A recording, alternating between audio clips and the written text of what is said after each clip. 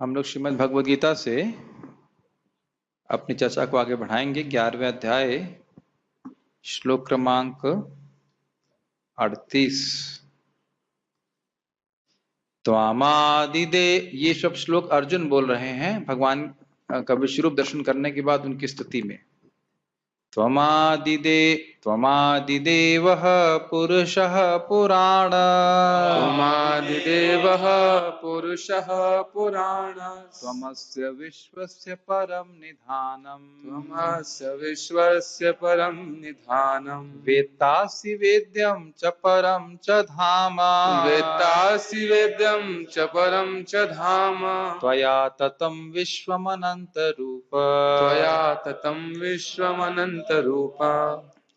त्वम आदिदेव, आप ही आदि परमेश्वर हैं। पुरुष, पुरुष हैं। पुराण, पुरुषः पुराण मतलब आप पुराण पुरुष हैं, आदि पुरुष हैं। तमस्य विश्वस्य परम निधानम, अस्य विश्वस्य, इस विश्व के आप परम निधान हैं।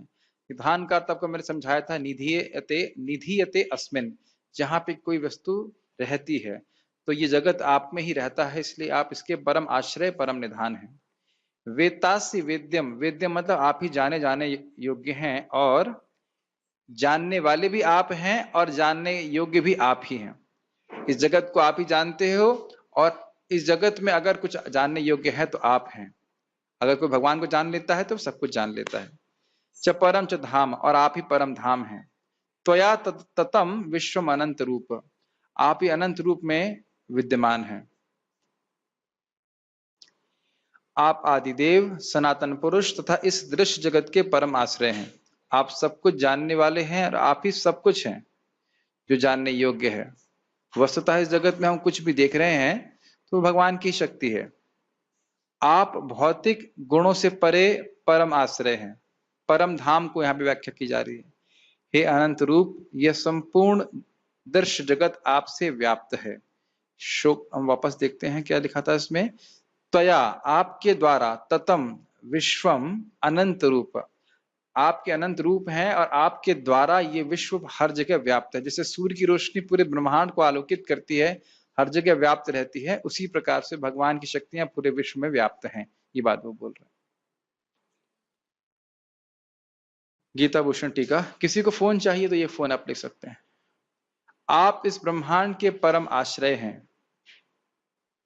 निधानम का अर्थ है जहां कोई वस्तु रखी जाए। आप अकेले ही इस जगत को जानने वाले हैं। इससे पहले कि हम आगे बढ़ने, इसका अर्थ क्या है। आप ही जगत के आश्रय हैं। आश्रय का अर्थ क्या है। इस जगत में किसी भी वस्तु की सत्ता है तो उसके आधार भगवान है, ये बात बोली जा रही है। ठीक है, तो सृष्टि भी भगवान के द्वारा होती है, मध्य में भी वो भगवान पे आश्रित है। और श्लोक क्रमांक 36 पढ़ रहे, 35 पढ़ रहे हैं, 36 है ना, हाँ 38 पढ़ रहे हैं, 38 पढ़ रहे हैं। तो हम लोग हाँ बात कर रहे थे क्या, तो इस जगत में हर वस्तु की सत्ता भगवान पे ही आश्रित है और भगवान की सत्ता किसी पे भी आश्रित नहीं है। तो इसलिए बोल रहे हैं परम आश्रय आप हैं। आप अकेले ही इस जगत को जानने वाले हैं और आप अकेले ही इस जगत में सबसे सबके द्वारा जानने योग्य वस्तु हैं। ये बहुत सुंदर बात है। हम लोगों को लगता है ना कि हम रजगुण तमगुण को जानते हैं। हम उन गुणों को नहीं जानते हैं। उन गुणों को कोई भी नहीं जानता भगवान को छोड़ करके, क्योंकि सभी लोग उन गुणों के द्वारा स्पृष्ट हैं। उन गुणों के प्रभाव को देख रहे हैं हम लोग और उनके द्वारा बंधे भी हैं, लेकिन वो गुण क्या है समझ में नहीं आता, प्रकृति क्या है वो समझ में नहीं आता। इसको भागवत में भी बोला गया है कि माया का स्वरूप क्या है, तो माया के बारे में वर्णन नहीं किया गया है। माया वस्तुतः अनिर्वचनीय है, वो क्या है वो समझ नहीं सकते, लेकिन उसके प्रभाव को बता रहे हैं। किस प्रकार सृष्टि में सृजन करती है, जगत को, जीवों को बांधती है, ये सारा कार्य करती है। लेकिन माया भी भगवान की शक्ति है और भगवान ही जानते हैं कि माया कौन है, कोई नहीं जानता माया कौन। समझ रहे भगवान, यानी कहने की इस जगत को भी जानने वाले भगवान ही हैं। आप देख लीजिए ना कि साइंटिस्ट कितना प्रवेश करने का प्रयास कर रहे हैं। एक मॉलिक्यूल, उसके बाद उसके अंदर एक एटम, उसके अंदर और प्रवेश और अधिक अधिक रहस्यमय वस्तु, पूरा संसार एक छोटे से एटम में उनको दिखने लगता है कि नहीं। तो आप समझ सकते हैं कि अब हम समझ सकते हैं, लेकिन आश्चर्य की बात है उन्हें समझ में नहीं आ रहा है कि इतनी जटिल वस्तु है, इतनी जटिल व्यवस्था करने के पीछे कोई बहुत बुद्धिमान व्यक्ति होगा। समझ नहीं पाते हो, आश्चर्य क्यों समझ नहीं पाते। तो यानी अकेले भगवान ही इस जगत में हर वस्तु को जानते हैं और सबके द्वारा आप ही जानने योग्य हैं। इसको हम भगवत गीता में आगे भी सुनेंगे। वेद्यम क्या है वो, वेदेश्च सर्वेर अहम एव वेद्यम। वेद ही सारे ज्ञान का स्रोत है और वेद का उद्देश्य है कि लोग भगवान को समझें, भगवान से अपने संबंध को समझें। और उसको नहीं समझा है तो कुछ नहीं समझा है, जीवन हमने अज्ञान में बिता दिया। ये बात बोल रहे हैं कि आपको ही जानना जीवन का परम लक्ष्य है। यह कैसे? क्योंकि इस पूरे ब्रह्मांड में आप ही व्याप्त हैं, क्योंकि आप ही परम व्योम के रूप में प्रख्यात आध्यात्मिक जगत हैं जिसको प्राप्त किया जाना चाहिए। ये समझ में आ रही बात? बड़ी अटपटा सा बात है, मतलब बड़ी अद्भुत बात है। इस जगत में हम कोई भी वस्तु देख रहे हैं, जिसको हम समझ रहे हैं, ये जान रहे हैं, वह वस्तु भगवान ही है, अर्थात भगवान की शक्ति ही है।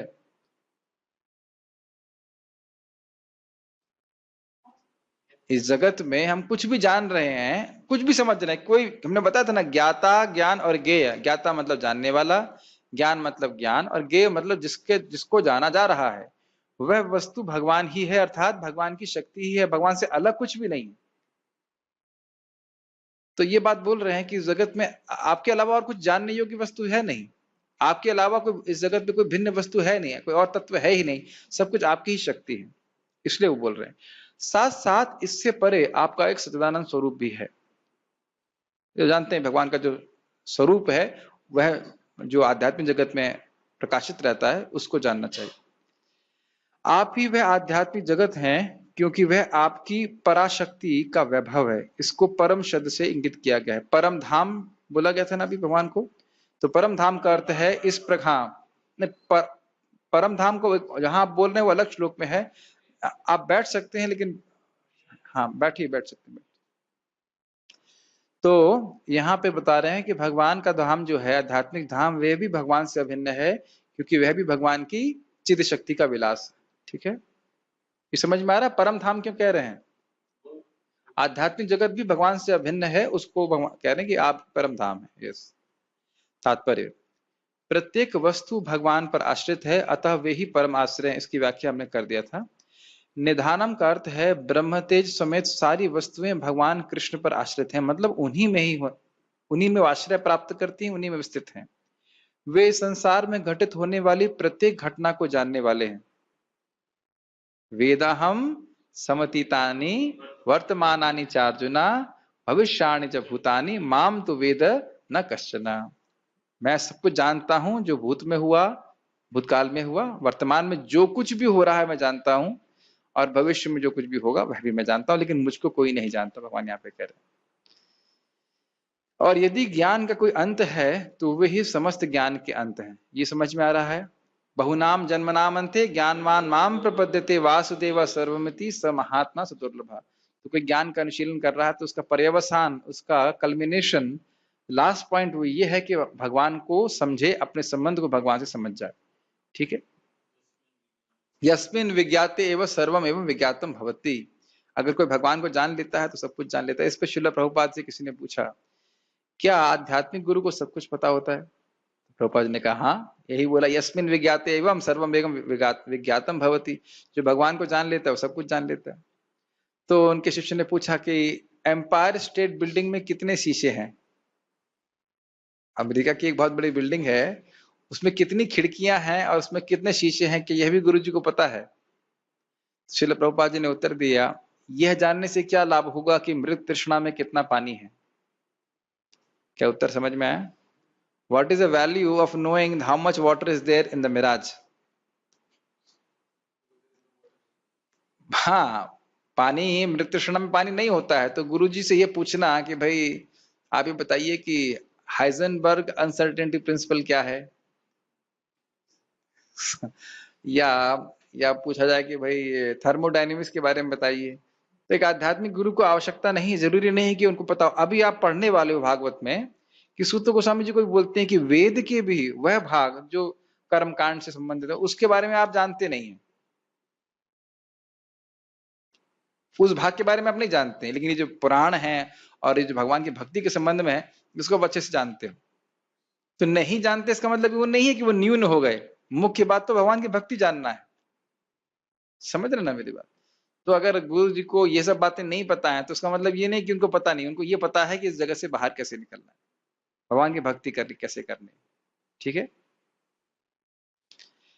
अतः वे ज्ञाता हैं, और ज्ञाता है मतलब कौन ज्ञाता है? भगवान। और ज्ञेय यानी वेद्य हैं। वेद्य भी मतलब उनको जाना चाहिए। वे जानने योग्य हैं क्योंकि वे सर्वव्यापी हैं। ये समझ में आई बात? वे जानने योग्य हैं क्योंकि वे सर्वव्यापी हैं। मतलब इस जगत में हर वस्तु जो आप देख रहे हो वो भगवान ही है, भगवान की शक्ति ही है।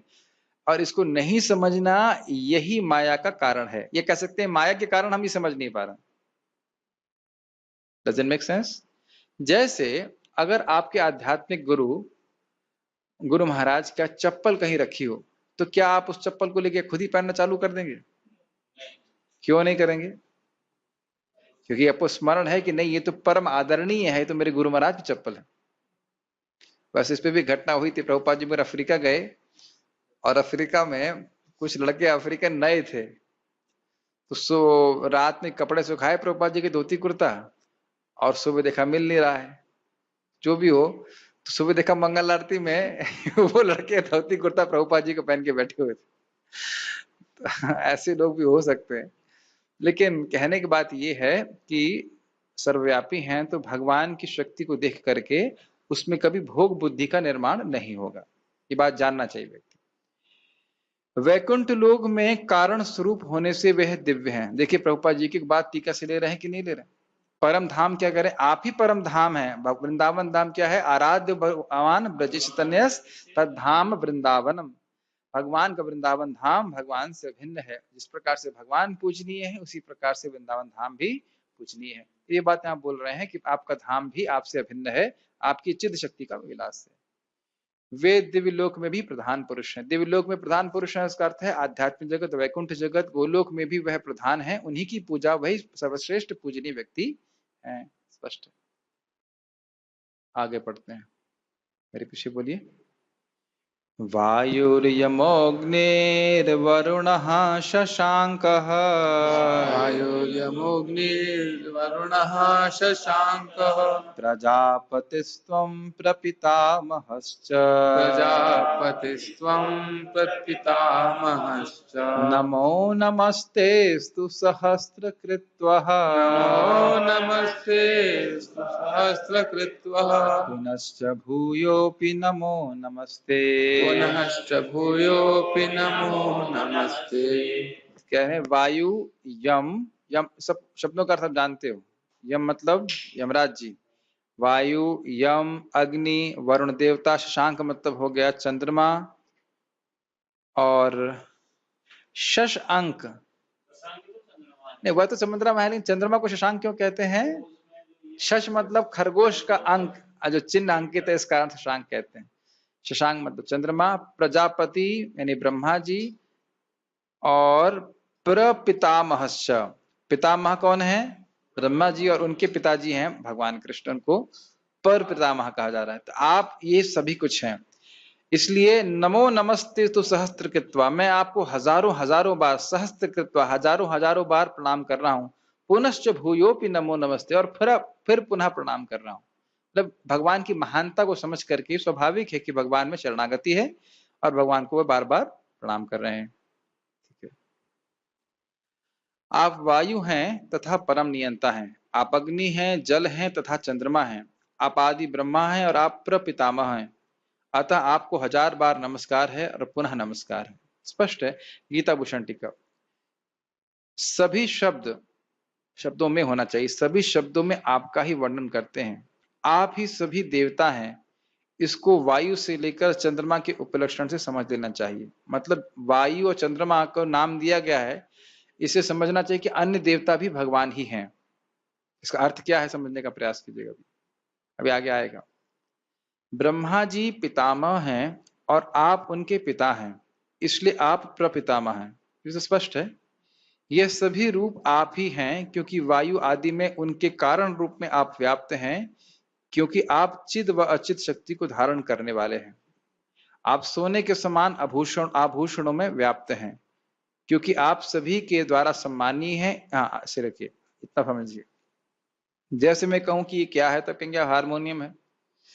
मैं कहूंगा ये क्या है, तब कहेंगे भी टेबल है। तो आप, वो एक छोटी टेबल है, एक बड़ी टेबल है, ये हारमोनियम है, तो वो मृदंग है, ये एक लैपटॉप है। क्या विविधताएं दिख रही कि नहीं दिख रही? अब मैं ये कहूं कि ये सारी चीजें पृथ्वी हैं, तो मानेंगे आप? समझ गए? इस सभी वस्तुओं में कारण रूप में पृथ्वी तत्व विद्यमान है। ये समझ में आ रहा है? भले ही हम JBL स्पीकर, सॉरी यामाहा का स्पीकर कहें, एक मिक्सर है, एक एम्पलीफायर है, अन्य वस्तुएं हैं, ये मेरा शरीर है, इसमें विविधता है, लेकिन इसमें एक कॉमन सूत्र क्या है? पृथ्वी तत्व। ये समझ में आ रहा है? उसका उदाहरण हमने कल भी दिया था कि यहाँ पे उदाहरण जो दिया जा रहा है कि आप सोने के विभिन्न आभूषणों को देखते हैं, जैसे कि कान में पहने जाने वाले कुंडल, गले में पहने जाने वाली माला, करधनी हाथ में बांधी जाती है, कमर में बांधते हैं, हमें अनुभव नहीं है। करधनी हाथ में बांधते हैं बस। हाँ धनी जो भी रहता हो, जो भी है ठीक है। करधनी पेट पे, मतलब पेट में नहीं, सॉरी कमर में बांधते हैं, और हाथ में भी कुछ कड़े पहनते हैं। तो इनके विभिन्न रूप आप देख रहे हो, लेकिन वस्तुतः यह स्वर्ण ही है। स्वर्ण इन सभी आभूषणों में व्याप्त है, ठीक है। तो हम विभिन्न विभिन्न देवताओं को देख रहे हैं, लेकिन उन सभी देवताओं में भगवान व्याप्त हैं, उनके शरीरों में, उनके हृदय में। तो वह देवता क्योंकि भगवान उनके कारण हैं और देवता उनके कार्य हैं, इसलिए कार्य और कारण में अभेद की दृष्टि से कहा जा रहा है कि सभी देवता भगवान ही है, भगवान की विभूति है। समझ में आ रही बात? भगवान से अलग नहीं है। भगवान से देवताओं को अलग मानना ये एक अपराध है। स्वतंत्र ईश्वर मानना ये एक अपराध है। और दूसरा, भगवान को, सॉरी, और देवताओं को भगवान से अलग मानना यह भी एक अपराध है। समझ पा रहे हैं? देवताओं को भगवान से अलग स्वतंत्र ईश्वर मानना यह अपराध तो है ही, और देवताओं को भगवान से अलग मानना यह भी एक अपराध है। वह भगवान के प्रिय सेवक हैं, उनका अपमान करना यह गलत है। उनको भगवान बनाना यह भी गलत है, लेकिन उनको भगवान से अलग देखना यह भी गलत है। कोई वैष्णव है और अगर वह देवताओं का असम्मान करता है तो भगवान को प्रसन्न नहीं करता। अनन्यता है, भगवान की पूजा करते हैं, लेकिन इसका अर्थ यह नहीं कि देवताओं का असम्मान करना। Does it make sense? सभी में भगवान। माइक पे बताइए। ऑन नहीं किया। देवता लोगों से भगवान स्वतंत्र है, ये तो समझ में आता है, ये नाम अपराध में भी आता है कि उनको समान नहीं करना। मगर जो सेकंड वाला जो स्टेटमेंट है जिसमें कहते हैं कि भगवान से उनको अलग देखना, हाँ, अलग देखना का अर्थ है कि भगवान, जैसे कि सिंपल सी बात है, मान लीजिए कोई यहाँ पे डीएम है, तो डीएम की एक इंडिविजुअलिटी है, वो एक व्यक्ति है, लेकिन उसका अपमान करते हैं तो वह प्राइम मिनिस्टर का ही अपमान है, क्योंकि उसको जो शक्ति प्रदान की जा रही है वो प्राइम मिनिस्टर के द्वारा की जा रही है, वह प्राइम मिनिस्टर की आज्ञा से कार्य कर रहा है। जैसे कोई शिव जी का अपमान करे या ब्रह्मा जी का अपमान करे या इंद्र का अपमान करे और कहे कि मैं भक्त हूं, तो यह बिल्कुल उचित बात नहीं। आप मेरी बात समझ रहे हैं? भक्त तो भगवान सभी का सम्मान करते हैं, और देवता तो भगवान के दास हैं, उनके सेवक हैं। तो देव का, जैसे भगवान शिव जी कहते हैं कि जितने भी भगवान विष्णु के भक्त हैं वे मुझको बहुत प्रिय हैं और मैं भी उनको बहुत प्रिय हूं। तो स्वाभाविक सी बात है कि भक्तों का देवताओं के प्रति कोई, क्या शब्द यूज करना चाहिए, विरोध भावना नहीं होनी चाहिए। अनन्य है, भगवान की भक्ति कर रहे हैं, इसका अर्थ यह नहीं कि देवताओं का असम्मान करें। देखिए, आप महाप्रभु जाते थे तो शिव जी के मंदिर में भी जाते थे, दुर्गा जी के मंदिर में जाते थे, हर जगह के वो हरे कृष्णा कीर्तन ही करते थे, इससे देवता प्रसन्न होते हैं। लेकिन कोई कहे कि मैं हनुमान जी का अपराध करूंगा या उनका असम्मान करूंगा, या मंदिर आया सामने तो उसे मुंह घुमा लिया था, ना ना, यह सब जो है अपराध बन जाता है, ध्यान देना चाहिए। ठीक है? जब भी आप किसी देवता को देखें तो वांछा कल्पतरु करना चाहिए, आप हमें आशीर्वाद दीजिए, हमारी मति भगवान में लगे। ठीक है, ये बात। जैसे कि आप देखो, ध्रुव महाराज ने, क्या नाम था उनका, कुबेर जी ने बोला कि क्या वरदान चाहते हो, तो उन्होंने बोला आप ऐसा वरदान दीजिए कि हमारी भक्ति भगवान विष्णु में बढ़े। ये बात कहाँ थे हम लोग? यह सभी रूप आप ही हैं, क्योंकि वायु आदि में उनके कारण रूप में आप व्याप्त हैं, क्योंकि आप चिद व अचित शक्ति को धारण करने वाले हैं। मतलब जितना भी भौतिक वस्तुएं दिख रही हैं ये भगवान की अचिद, अचिद मतलब भौतिक शक्ति का प्राकट्य है, और चिद मतलब आध्यात्मिक शक्ति, यानी कि आध्यात्मिक जगत की बात कर रहे हैं। दोनों शक्ति को धारण कर रहे हैं। यस प्रभु। याद आ गया मेरे को। वो मैं ये पूछने के लिए चाह रहा था कि जैसे माधवेंद्र पुरी शायद बोलते हैं ना कि मैं नहीं कर सकता हूँ, मैं श्राद्ध भी नहीं दे सकता हूँ, हे देवता तुम मेरे को माफ कर देना। हाँ हाँ हाँ, देखिए श्रीपाद माधवेंद्रपुरी कह रहे हैं कि मैं और सारे जो वैदिक नियम है उनका पालन नहीं कर सकता, उनको मैं दूर से सम्मान करता हूँ। तुभ्यम भो तुभ्यम नमः, असम्मान नहीं कर रहे। वो कह रहे हैं आपको नमस्कार है, लेकिन मैं जहां पे भी रहता हूं वहां पे मैं कंस के दुश्मन कृष्ण की कंसारी कृष्ण का स्मरण कर सकता हूं, और ये मैं मानता हूं मेरे लिए पर्याप्त है। अलम है, अलम मतलब पर्याप्त है। तो आप समझिए मेरी बात, भगवान का भक्त भगवान की ही पूजा करता है, लेकिन देवताओं का असम्मान नहीं करता। ये बात बोली जा रही है, ये बात खाली बोली जा रही है कि देवताओं को भगवान से अलग नहीं देखना। जैसे हम डीएम का सम्मान क्यों करते हैं? क्योंकि भारतीय गवर्नमेंट का वह प्रतिनिधित्व करते हैं। अरे डीएम छोड़ दीजिए, डीएम का वो जो चेला होता है, क्या कहते हैं उसको, क्या लोएस्ट अधिकारी क्या बोलेंगे उसका, पियोन, सेक्रेटरी, जो भी एकदम, उसका भी सम्मान किया जाता है ना, क्योंकि उसका संबंध हम सरकार से देख रहे हैं। ये बात, इतनी सारी व्यवस्था चला रहे हैं देवता, तो उसका हम सम्मान करते हैं। जैसे कि हम लोग नारायणम नमस्कृत्यम नरम चैव नरोत्तमम देवीं सरस्वतीं व्यासं, सरस्वती देवी की भी हम प्रणाम करते हैं, क्योंकि कृपा से ये कुछ बोल पा रहे हैं। बहुत अच्छा बात महाराज बोल रहे थे, कह रहे थे कि हम लोग सोच रहे हैं कि हम बोल रहे हैं, ऐसा नहीं है, माता सरस्वती बोलती है। जब हम कुछ बोलने की इच्छा करते हैं भगवान के बारे में, तो उनकी कृपा से हम कुछ बोल पाते हैं, उनकी कृपा से हम कुछ समझ पाते हैं। वैसे वो दिव्य सरस्वती के बारे में बोल रहे हैं, लेकिन जो भी है उनके आशीर्वाद से हो पा रहा है। और देवता भी जब देखते हैं कि भक्त लोग भगवान की सेवा कर रहे हैं तो बड़े प्रसन्न होते हैं। जैसे मेरे हाथ कौन संचालित कर रहा है? इंद्र देवता। बुद्धि कौन का संचालित कर रहा है? ब्रह्मा जी, ब्रह्मा जी कर रहे हैं ना। आंखें कौन कर रहे हैं? सूर्य और चंद्रमा। तो सारे देवता बड़े प्रसन्न होते हैं जब हम भगवान की सेवा करते हैं। प्रभुपाद जी प्रथम स्कंद में कहते हैं, जब भक्त लोग भगवान की सेवा करते हैं तो भगवान के जो देवता हैं वे भगवान के भक्त हैं, तो वह अपने आदि दैविक शक्तियों के द्वारा भक्त की मदद करते हैं। तो इस प्रकार से उनको भी बड़ा प्रसन्नता होती है।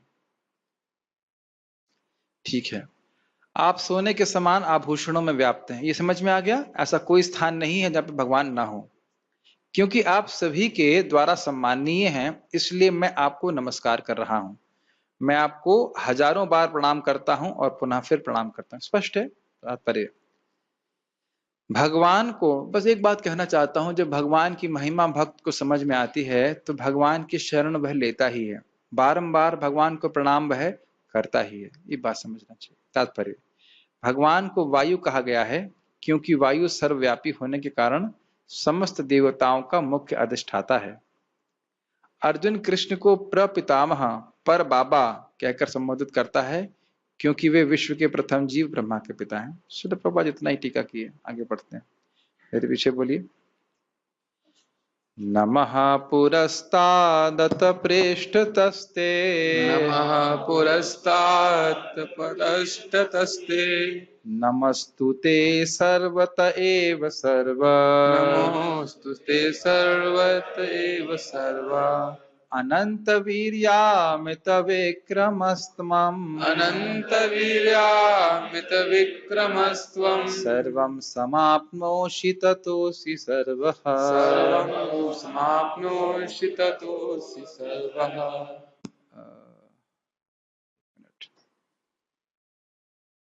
पुरस्ताद अथ पृष्ठतस्ते नमः, आपको सामने से प्रणाम है। पृष्ठ मतलब पीछे से प्रणाम है। पृष्ठ मतलब पीछे से लिखा है, पीछे लिखा है, पीछे से। नमस्तुते सर्वत एव सर्व, एव सर्व मतलब आप ही सब कुछ हैं। सभी, सर्वतः का अर्थ हम प्रपात लिए हैं सभी दिशाओं से, यानी सामने से, पीछे से, सभी दिशाओं से आपको प्रणाम है। और एव सर्व, आप ही सब कुछ हैं सभी तरफ से। अनंत वीर्याम, अनंत वीर्यामित विक्रमस्तम, आपका अनंत वीर है, अनंत शक्ति है, अमित विक्रम है, अमित मतलब अनंत विक्रम है, पराक्रम है आपका। सर्वम समाप्नोषि, आप ही सब कुछ हैं, ततोसी सर्वा, इसलिए आप सभी कुछ हैं। सर्वम समाप्नोषि का अर्थ है क्योंकि आप सब में व्याप्त हैं, इसीलिए आप सब कुछ हैं। वही उदाहरण, टेबल, हारमोनियम, ये बड़ी टेबल, ये सभी कुछ पृथ्वी ही है। समझ में आ रहा है कि नहीं आ रहा? क्योंकि भगवान सब जगह व्याप्त हैं इसलिए। ओके, चलिए आगे पढ़ते हैं। हाँ थे हम लोग, क्योंकि आप सब कुछ हैं इस कारण से आप सभी जगह व्याप्त हैं, इसीलिए आप सब कुछ हैं। आपको आगे पीछे तथा चारों ओर से नमस्कार है। हे असीम शक्ति, आप अनंत पराक्रम के स्वामी हैं, आप सर्वव्यापी हैं, अतः आप सब कुछ हैं। आप सर्वव्यापी हैं इसलिए आप सब कुछ हैं, ये समझ में आ रही बात? ठीक, ओके। पार्थ प्रभु समझाइए, माइक दीजिए प्रभु जी। भगवान सब कुछ है, क्योंकि भगवान सर्वव्यापी हैं इसलिए भगवान सब कुछ हैं, ऐसा क्यों माना जा रहा? क्योंकि वो सब कुछ जानने वाले हैं। नहीं, मैंने इसीलिए ध्यान पूर्वक नहीं सुन रहे थे।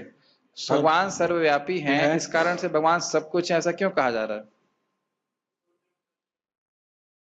यस परशुराम प्रभु। भगवान प्रत्येक प्राणी के हृदय में। सब जनरल बातें बोली जा रही हैं लेकिन एग्जैक्ट उत्तर नहीं प्राप्त हो रहा। इनको दीजिए, मोहित को दीजिए। क्योंकि भगवान सर्वव्यापी हैं। हाँ, अरे ये तो है, भगवान सर्वव्यापी हैं तो सब कुछ कैसे हैं? यस मोहित, हाँ बोलिए।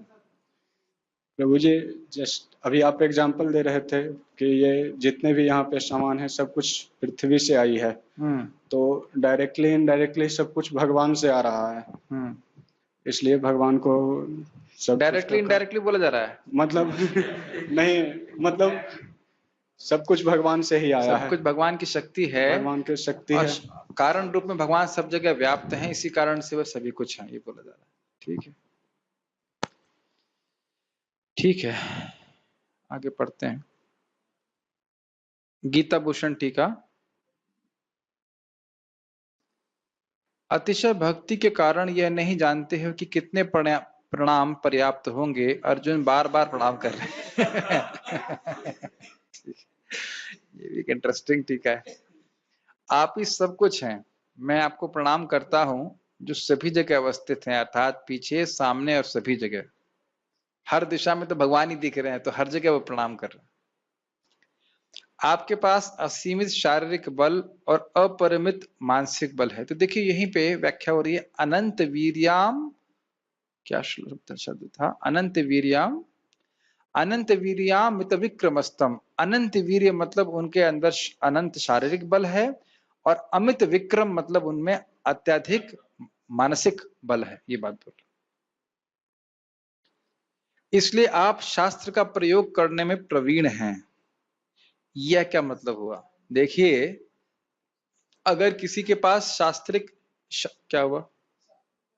अगर किसी के पास शारीरिक शक्ति है, लेकिन इसका अर्थ यह नहीं है कि उसके पास वह मानसिक बल या बुद्धि हो जिसके द्वारा वह शास्त्र के शिक्षाओं को अपने जीवन में पालन कर सके। कोई अगर स्वस्थ है, इसका मतलब ये नहीं कि वो हरे कृष्ण मंत्र जप रहा है या धर्म का पालन कर रहा है। समझ रहे मेरी बात? तो कुछ लोगों के पास शरीर का बल अधिक होता है, कुछ लोगों के पास ज्ञान अधिक होता है, लेकिन भगवान के पास शरीर का बल भी अनंत है और शास्त्र ज्ञान, और उसको शास्त्र ज्ञान को कैसे किसी विशेष परिस्थिति में, इंग्लिश में कहेंगे अप्लाई, हिंदी में क्या कहें इसको, प्रयोग किया जाए, इसको भी भगवान अच्छी तरह से जानते हैं। यह दर्शाता है कि अन्यों के पास एक प्रकार की शक्ति ही है। भीम आदि के पास अति शारीरिक बल है और दुर्योधन आदि के पास शिक्षा के लिए अत्यधिक बुद्धि है। आपको पता होगा कि दुर्योधन जी कला में बड़े एक्सपर्ट थे, डिप्लोमा, बुद्धि में भी तेज थे, और वो कुकिंग की बात कहां से, कौन बोला कुकिंग है? अरे भाई दुर्योधन की बात आ रही, दुर्योधन कुकिंग में कहां से? गदा युद्ध में भी कौशल उनका बहुत था, लेकिन भगवान के बारे में बात है, दोनों ही शक्तियां थी उनके पास। शास्त्र का ज्ञान, शास्त्र का प्रयोग, शारीरिक बल, सब में भगवान सर्वश्रेष्ठ है, कोई कमी नहीं थी, ये कहना चाह रहे हैं। अर्जुन फिर भगवान के सभी रूप होने के कारण कह रहे हैं आप सर्वव्यापी हैं, इसलिए आप सब कुछ है। तो इसकी व्याख्या तो मैंने कई बार कर दी, इसकी व्याख्या यहाँ पे नहीं करेंगे। विष्णु पुराण इसकी पुष्टि करता है, योयम तवागतो देवा समीपम देवतागणः सत्वम एव जगत सृष्टा यतः सर्वगतो भवान। हे भगवान, जो देवता आपके पास आता है वह आप ही है, क्योंकि हे जगत सृष्टा आप सर्वव्यापी हैं। अब समझ में आया है कि देवता भगवान कैसे है? भगवान की विभूति है, भगवान से अलग नहीं है, यह समझना चाहिए। भगवान ही उसके कारण है, ठीक है। इसको मैंने एक उदाहरण से समझाया था आप लोगों को कि कभी अगर डीएम का अगर लेटर आता है और लेटर जो है वह एक चपरासी लेके आता है, प्राय चपरासी या कोई डाक या कोई भी लेके आता है, मान लो चपरासी ने आके बोला तो भी हम यही मानते हैं कि आज्ञा जो है डीएम की आज्ञा है, तो उसका प्रतिनिधित्व कर रहा है, तो उस देवता को भगवान का प्रतिनिधि मानना चाहना चाहिए। लेकिन भगवान नहीं मानना है, लेकिन भगवान से भिन्न भी नहीं है, यह समझना है। तात्पर्य, कृष्ण के प्रेम से अभिभूत उनका मित्र अर्जुन सभी दिशाओं से उनको नमस्कार कर रहा है। वह स्वीकार करता है कि कृष्ण समस्त बल तथा पराक्रम के स्वामी हैं और युद्ध भूमि में एकत्र समस्त योद्धाओं से कहीं अधिक श्रेष्ठ है। समझ में आ गया श्रेष्ठ क्यों है? शारीरिक बल भी है और मानसिक बल भी उनके पास असीमित है। विष्णु पुराण में कहा गया है, योयम तवागतो देवा समीपम देवता गणः स्वत्वमेव जगत सृष्टा यतः सर्वगतो भवान। यही बात श्लोक प्रपात कोट कर रहे हैं। आपके समक्ष जो भी आता है, चाहे वह देवता ही क्यों ना हो, हे भगवान, वह आपके द्वारा ही उत्पन्न है। तो भगवान कार्य और कारण में अभेद होता है, ये मैंने कई बार समझाया है ना। जैसे बादल और सूर्य में भेद है कि नहीं, लेकिन बादल और सूर्य में अभेद भी है। बादल और सूर्य अलग अलग दिख रहे हैं, सूर्य कहीं दूर है, लेकिन सूर्य क्योंकि बादल का कारण है, इसलिए बादल को सूर्य से अभेद कहा गया है। तो देवता और भगवान में बहुत भेद है। देवता तो एक जीव है, लेकिन क्योंकि वह भगवान की ही शक्ति है, भगवान का ही अंश है, इसलिए वह उसको भी अभेद कहा, उस दृष्टि से अभेद कहा जाता है। सिद्धांतिक बात है, उसको समझना चाहिए। यहाँ रुकेंगे हम लोग, अगर किसी का कोई प्रश्न नहीं तो। प्रश्न है? प्रभु जी, अभी जो शास्त्र का ज्ञान किसी को है, मतलब उसको भागवत का भी ज्ञान है क्या? शास्त्र में ये सब ऐसा आप हमेशा नहीं कह सकते। जरूरी नहीं कि जो वेद पढ़ रहा हो वो भागवत को जानता ही हो। प्रजापति ब्रह्मा एक आदमी, ब्रह्मा जी तो जानते ही हैं। मतलब प्रजापति और ब्रह्मा सेम है क्या, एक है? अलग अलग कंटेक्स्ट में, कहीं कहीं प्रजापति को ब्रह्मा जी कहा जाता है, कहीं कहीं पे प्रजापति अर्थात भगवान विष्णु भी होता है। सामान्यतः प्रजापति और भी प्रजापति भी हैं, दक्ष प्रजापति इत्यादि जो संतान उत्पत्ति कर रहे हैं।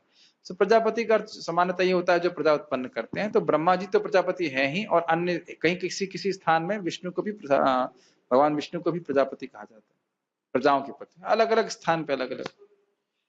दक्ष को भी प्रजापति कहते हैं, वही प्रजा उत्पन्न करते हैं। ठीक है, और कोई प्रश्न? ठीक है, यहाँ रुकते हैं। श्रीमद् भगवद गीता की जय। श्री प्रभुपाद की जय।